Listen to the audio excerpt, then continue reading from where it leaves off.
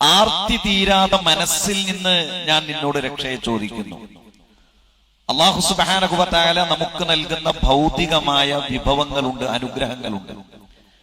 ഈ അനുഗ്രഹങ്ങളിൽ സംതൃപ്തിയോടുകൂടി ജീവിക്കുമ്പോഴേ ഒരു മനുഷ്യന് സമാധാനം ഉണ്ടാവുകയുള്ളൂ.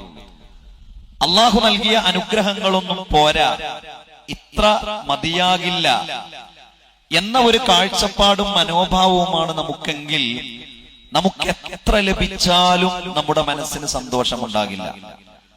നമ്മൾ വിചാരിക്കും ഇപ്പോഴുള്ള എന്റെ അവസ്ഥയിൽ നിന്ന് കുറച്ചുകൂടി ഒന്ന് മെച്ചപ്പെട്ടിരുന്നെങ്കിൽ എന്ന് നമ്മൾ വിചാരിക്കും.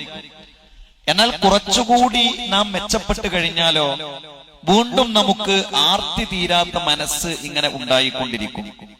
എന്നാൽ ലഭിച്ചതിൽ അൽഹംദുലില്ലാഹ്, അള്ളാഹുവിനാകുന്നു സർവസ്തുതിയും.